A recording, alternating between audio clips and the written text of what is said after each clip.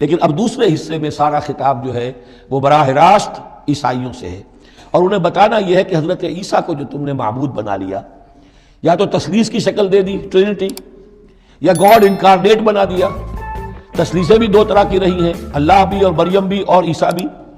اور دوسری تثلیث جو ہے جو اب دنیا میں عام ہے وہ ہے اللہ اور روح القدس اور حضرت عیسیٰ۔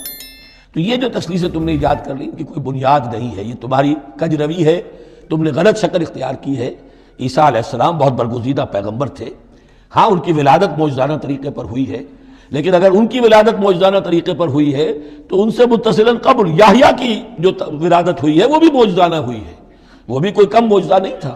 تو معجزہ، اور پھر آدم کی جو ولادت ہوئی ہے، آدم کو جو پیدا کیا اللہ نے، تو ظاہر بات ہے کہ وہ اپنی جگہ پر جہاں سے نسل انسانی کا آغاز ہوا، تو یہی بات اگر دلیل ہو جائے الوہیت کی تو یہ تو پھر آدم کو بھی الہ مانو اور یحییٰ کو بھی الہ مانو۔ اس قالت الملائکۃ یا مریم ان اللہ یبشرک بکلمۃ منہ، اب یاد کرو جب کہ کہا فرشتوں نے اللہ سے، کہ فرشتوں نے مریم سے کہ یقیناً اللہ تعالیٰ تمہیں بشارت دے رہا ہے ایک ایسی ہستی کی جو خاص کلمہ ہوگا اس کی جانب سے، اسمہ المسیح عیسیٰ ابن مریم، اس کا نام ہوگا المسیح عیسیٰ مریم کا بیٹا، وجیہاً فی الدنیا والآخرہ، باعزت ہوگا، مرتبے والا ہوگا دنیا میں بھی اور آخرت میں بھی، ومن المقربین، اور بہت ہی اللہ کے مقربین بارگاہ میں سے ہوگا، بہت مقرب،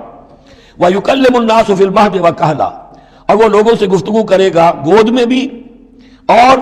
پوری عمر کا ہو کر بھی۔ کہولت 40 برس کے بعد آتی ہے، اور حضرت مسیح اٹھا لیے گئے، رفع سماوی ہوا 33 برس کی عمر میں، گویا کہ اس آیت کا تقاضا ابھی پورا نہیں ہوا ہے، اور اس سے اندازہ کر لیجیے اس کے کہنے کی ضرورت کیا تھی، پوری عمر کو پہنچ کر تو سبھی بولتے ہیں۔ اس کا اشارہ کیوں کیا گیا ہے؟ اس لیے کہ ہمیں معلوم ہو جائے کہ حضرت مسیح پر ابھی موت واقع نہیں ہوئی ہے، بلکہ وہ واپس آئیں گے دنیا میں، دوبارہ اتریں گے، پھر ان کی وہ عمر بھی ہوگی، پھر وہ شادی بھی کریں گے، ان کی اولاد بھی ہوگی، اور ان کے ذریعے سے اللہ تعالیٰ یہ نظام خلافت علی منہاج النبوت کو پوری دنیا میں قائم کرے گا۔ وَيُكَلِّمُ النَّاسَ فِي الْمَهْدِ وَكَهْلًا، اور وہ گفتگو کرے گا لوگوں سے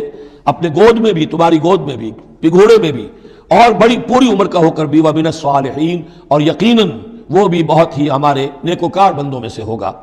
قالت رب انا یکون لی ولد، حضرت مریم سلام علیہا نے بھی وہی جو ہے بات واضح کی، اے اللہ میرے اولاد کیسے ہو جائے گی، یمسسنی بشر، مجھے تو کسی مرد نے ہاتھ تک نہیں لگایا۔ قال کذلک اللہ یخلق ما یشاء، فرمایا اسی طرح اللہ تعالیٰ تخلیق فرماتا ہے جو چاہتا ہے، اس کو ضرورت نہیں ہے۔ ٹھیک ہے عام ولادت انسانوں کی اسی طرح ہوتی ہے، باپ کا بھی حصہ ہے، ماں کا بھی حصہ ہے، لیکن یہ کہ اللہ تعالیٰ کے لیے کسی بھی شے کی ضرورت نہیں ہے، وہ محتاج نہیں ہے ان اسباب اور وسائل و ذرائع کا، اور جو چاہے کرتا ہے۔ قال کذلک اللہ یخلق ما یشاء اذا قضى امرا فانما یقول له کن فیکون،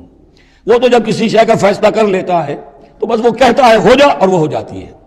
وَيُعَلِّمُهُ الْكِتَابَ وَالْحِكْمَةَ، اور وہ اللہ تعالیٰ اسے سکھائے گا کتاب بھی اور حکمت بھی، وَالتَّوْرَاةَ وَالْإِنْجِيلَ، اور تورات بھی اور انجیل بھی، وَرَسُولًا إِلَىٰ بَنِي إِسْرَائِيلَ، اور وہ رسول بن کر آئیں گے اسرائیل کی طرف۔ اب یہ جو دو کنٹمپریریز ہیں ان کو نوٹ کر لیجئے کہ حضرت یحییٰ کے بارے میں نبیم من الصالحین پر آ کر بات ختم ہو گئی، اور حضرت عیسیٰ کے بارے میں رسولاً إِلَىٰ بَنِي إِسْرَائِيلَ، بنی اسرائیل کی طرف رسول ہو کر آئیں گے۔ حضرت یحییٰ صرف نبی تھے، اسی لیے وہ قتل بھی کر دیے گئے۔ حضرت عیسیٰ رسول تھے، رسول قتل نہیں ہو سکتے، اسی لیے ان کو زندہ آسمان پر اٹھا لیا گیا۔ یہ بہت اہم مضمون ہے کہ جو یہاں بھی آپ کو سمجھ لینا چاہیے۔